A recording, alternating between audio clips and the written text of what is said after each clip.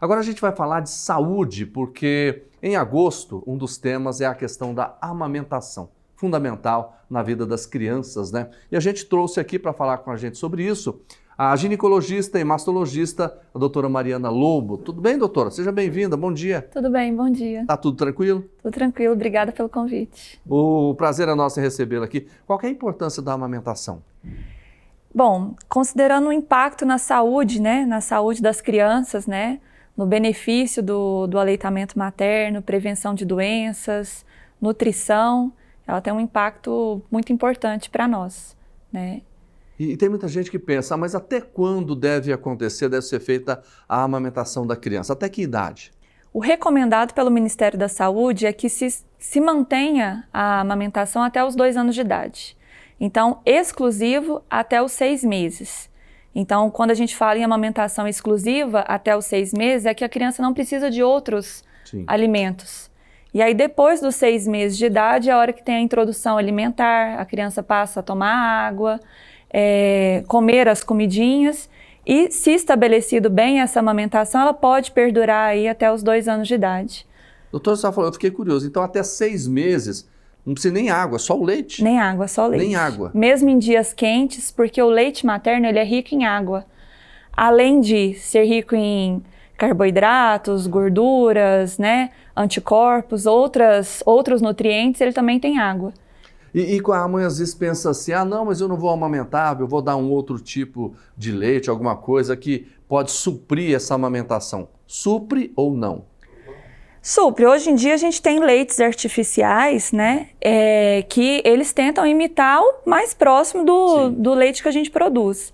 Então é injusto eu falar só do leite materno, porque nem todas as mães vão conseguir, né? Fica aquela coisa assim, como se a gente fosse obrigado. E amamentar é algo difícil, né?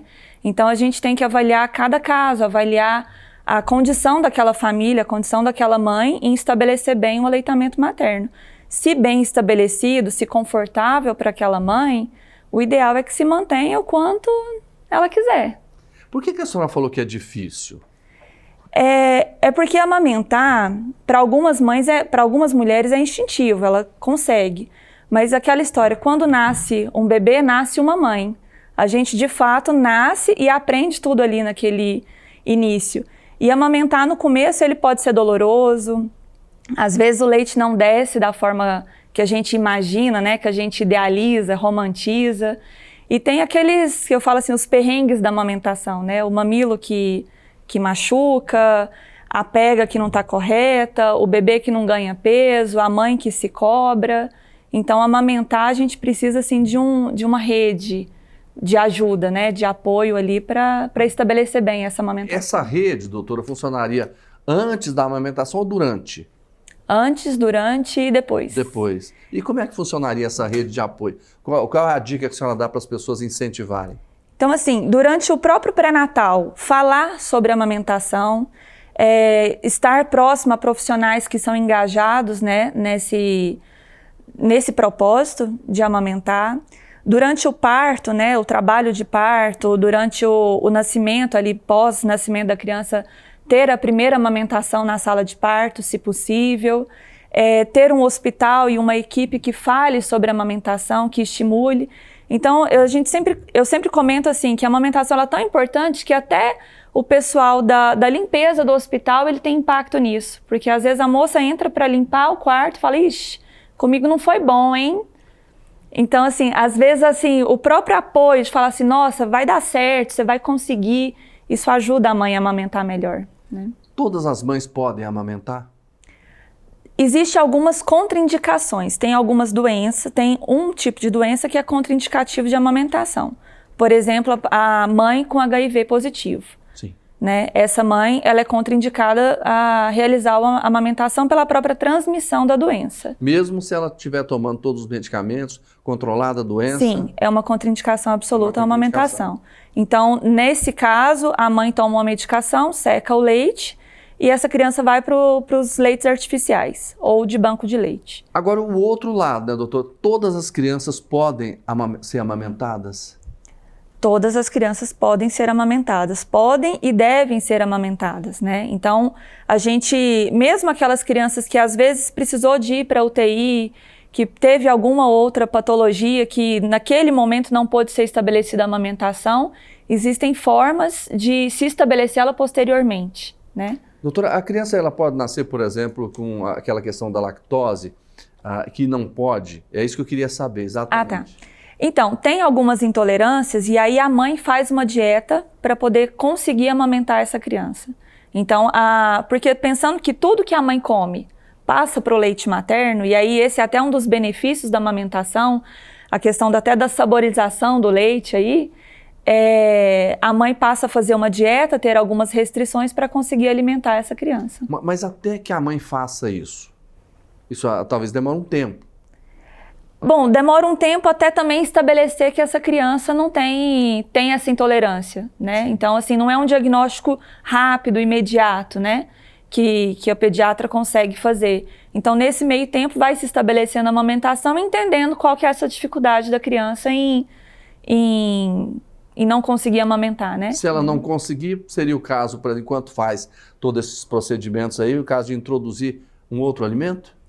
Aí, no caso, os leites artificiais. Né? Aí são os leites artificiais e aí tem leites determinados para certas patologias das crianças, né? Isso. Agora, doutora, tem mãe que às vezes ela não consegue amamentar, até por outras questões. Aí eu queria falar com a senhora sobre a questão do banco de leite.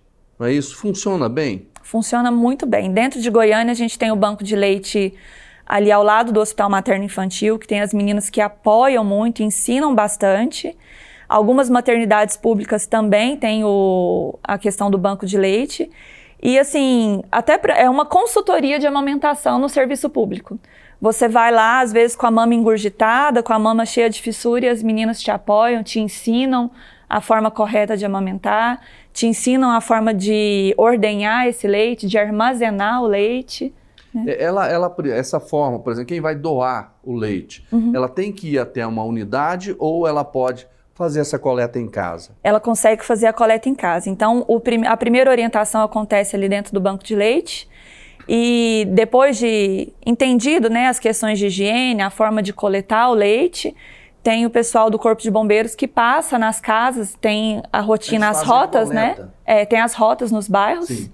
E eles passam recolhendo para levar e abastecer o banco de leite. E como é que a mãe faz, por exemplo, para fazer a captação desse leite? Como é que funciona isso? Então, ela está em casa, e aí? Em casa, faz a higiene correta das mãos, das mamas, e aí tem as formas de ordenha manual ou as formas de ordenha elétrica, né, por meio das bombinhas. Ela tem que armazenar esse leite num dispositivo estéreo, né, ou que seja um vidro com tampa de plástico, como se fosse um vidro de maionese, mas com tampinha de plástico. E armazenar congelado, né, e esse leite, quando congelado, aí ele tem uma durabilidade maior. Então já coleta e congela. Coleta e congela. Tá certo. Doutora, e aí a mãe fala assim, mas eu não posso fazer isso porque às vezes vai faltar para o meu bebê. Como é que é? Pelo contrário, quanto mais a gente estimula a mama, mais produção a gente entende. Então, o cérebro ele é algo fantástico, né?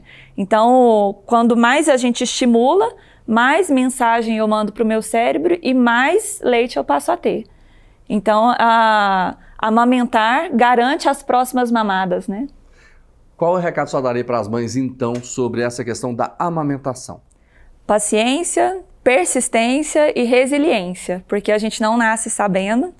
Amamentar é um processo de construção e é muito prazeroso quando bem estabelecido, né? É isso. Certo. Doutora Mariana Lobo, ginecologista, mastologista, participando com a gente ao vivo aqui do nosso Agora Goiás, pela TV Assembleia Legislativa. Doutora, obrigado pelas dicas e por essa consulta ao vivo. Muito obrigada, eu que agradeço. Volte mais vezes. Obrigada. Tá bom, falar de saúde é sempre bom, é muito importante, porque a gente leva informações às pessoas. E esse é o principal objetivo nosso. Gente, daqui a pouco...